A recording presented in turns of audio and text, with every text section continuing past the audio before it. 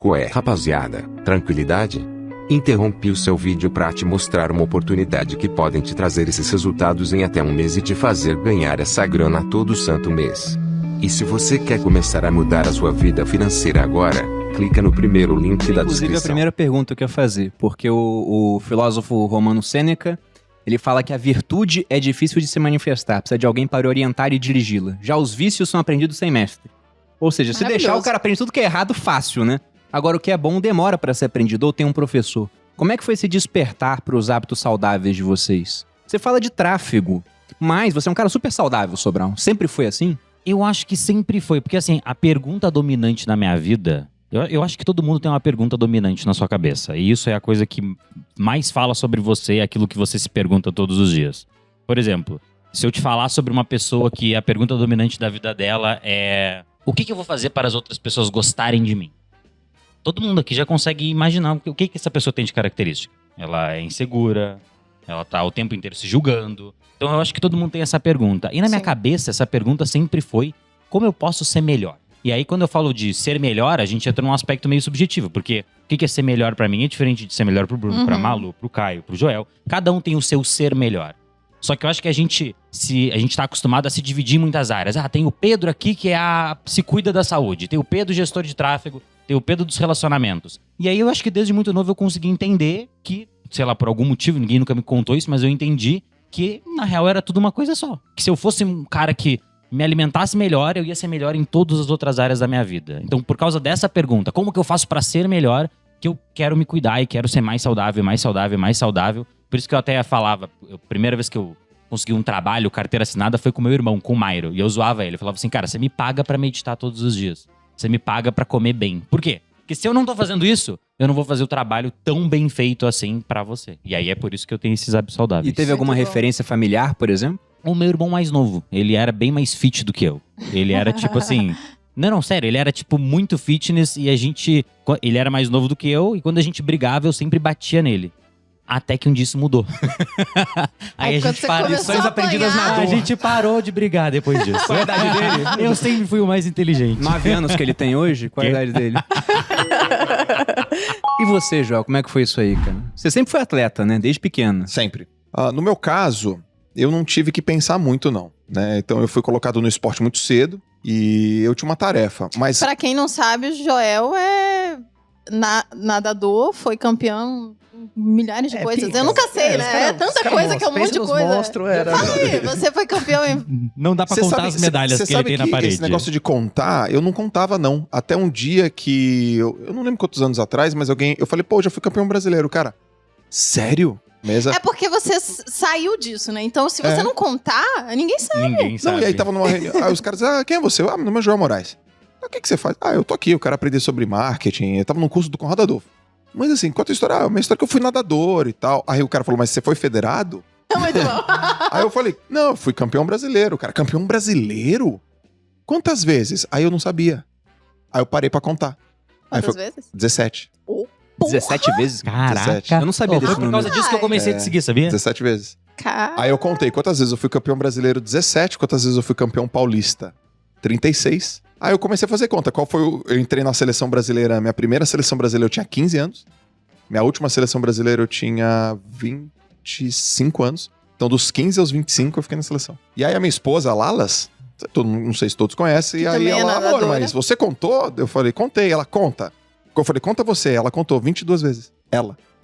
Aí vocês sabem, né, Malu e Bruno? Vocês sabem, né, que o João Vicente vai escolher o esporte que ele quiser, né? Dentro das opções, né? Crau Costa. Mas no meu caso foi assim, putz, eu me debrucei rápido com o esporte, e aí eu tinha que ter aquela rotina. Eu não tinha opção, né? Eu nem sabia que existia opção, porque o meu mundo era esporte. Mas quando você falou a pergunta assim, como que eu faço pra ser melhor? Eu me identifiquei com uma questão. Eu tinha um pouco dessa pergunta também. Como que eu faço pra me manter no topo? Então, por exemplo... E até hoje essa é a sua pergunta? Até hoje, velho.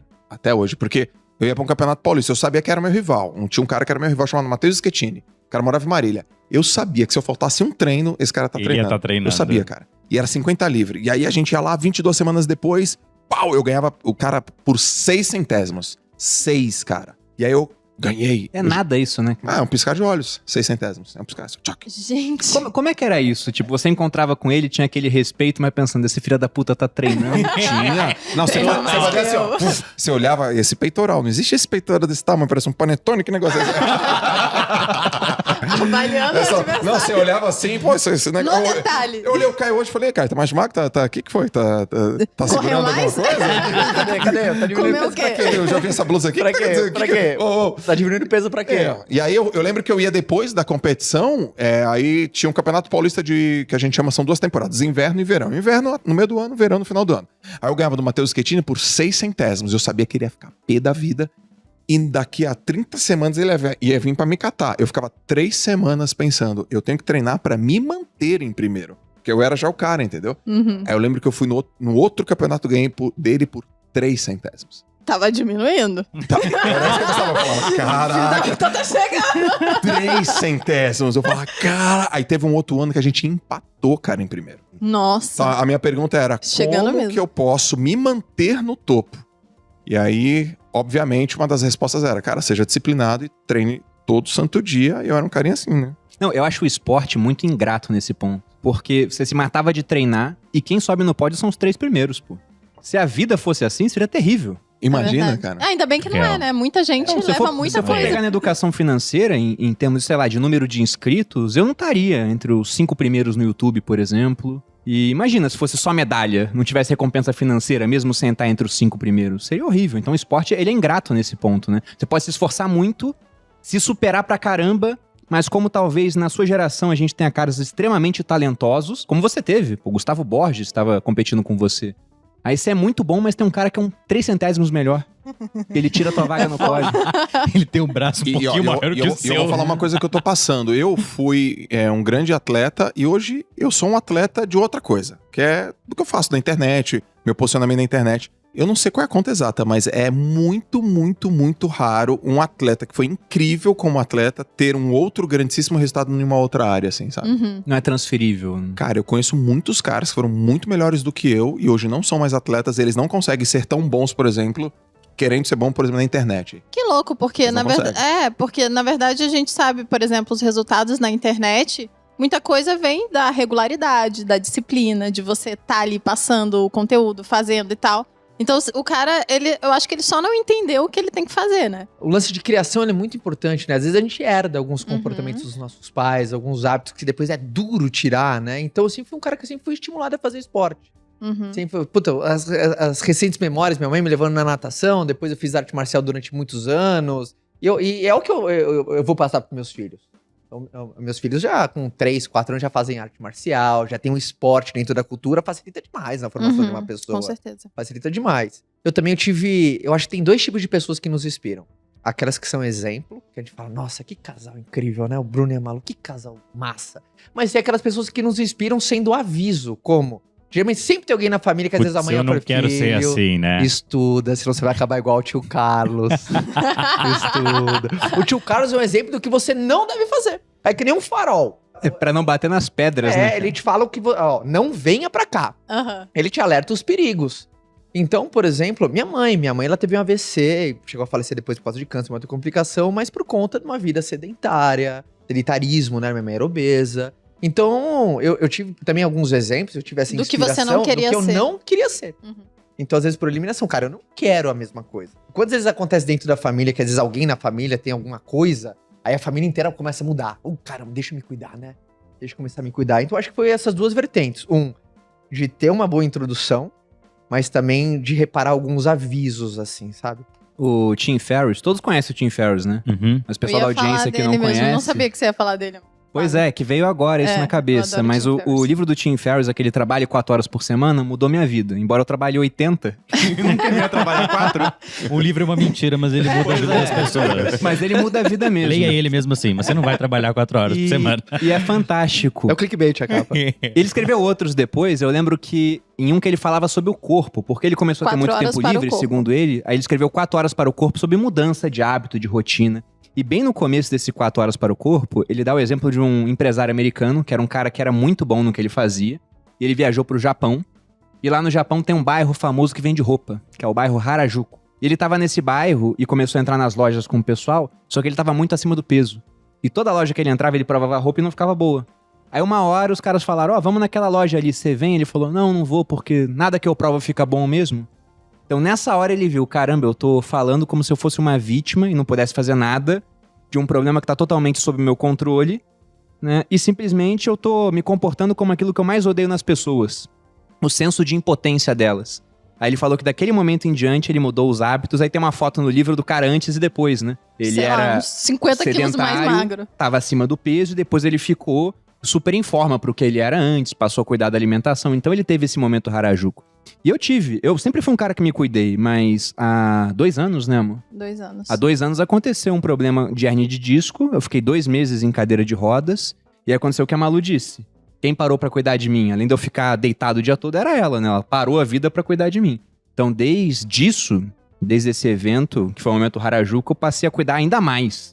Essa questão de alimentação, de forma física, né? Porque é o que você falou, é produtividade. Se eu não fizer isso, eu produzo menos. Se eu produzo menos, eu ganho menos dinheiro. É um ciclo, né? É verdade. E eu, por exemplo, eu acho que eu tenho muito do que o Caio falou, né? Meu pai é militar, eu vim de uma família de militares e todo mundo sempre teve o físico em dia, né? E eu acho que meu pai, ele teve o exemplo oposto, porque meu avô fumava, tinha problemas de saúde e meu avô fez a conversão, ele virou atleta, né? Meu pai fala isso, né? Mas logicamente era um atleta amador, ele fazia corrida de rua, correu não sei quantas, 50, tinha um monte de medalha lá de corrida de rua, e ele começou a correr com 40 anos. E o meu pai, ele sempre teve na mente dele, sempre falou que saúde era o principal, e eu acho que isso é uma coisa que eu trago, e que foi um dos valores que bateram quando eu e o Bruno começamos a namorar, porque a gente sempre foi bem diferente quanto a isso. A família do Bruno negligenciava totalmente essa parte. E a conta chega. E eu tinha como valor principal de vida a saúde. Meu pai sempre falava, olha, se você não estiver saudável, você não faz mais nada na vida. Então eu sempre pratiquei um monte de esporte, fiz balé, fiz equitação, fiz orientação, fiz capoeira. Nossa, eu fiz muita coisa. E sempre tive ativa. Esgrima, tiro, briga de faca, tiro. Não, meu pai me mantinha longe dessa daí. É um ato de amor próprio a parada. Não, tipo, quando a gente fica de férias, às vezes, muita gente fala assim, vou de férias, aí não vou treinar porque eu tô de férias, que nas férias eu não faço nada. Nossa, eu fico louca. Pô, nas férias, é o tempo que é meu. Eu tenho que usar esse tempo pra cuidar de mim. Então, assim, quando eu tô de férias, quando eu tô tirando o final de semana mais off, é aí sim que eu vou treinar. Por isso que eu adoro treinar final de semana. Tem muita gente que para final de semana. Eu amo treinar. Meu melhor treino é treino de domingo, porque eu tenho todo o tempo do mundo. Vocês comemoram depois do treino? Eu gosto de botar um marcador nos stories. Tanto, que eu botei uma meta de treino. Sim, eu já vi. E aí é bacana. No dia que eu não vou treinar, eu penso, nossa, não consegui, né? Fazer aquele marcador. Então tem esse ponto. Mas comemorar... Eu comemoro, cara. Não chego a comemorar, não. Eu te diria, graças a Deus acabou.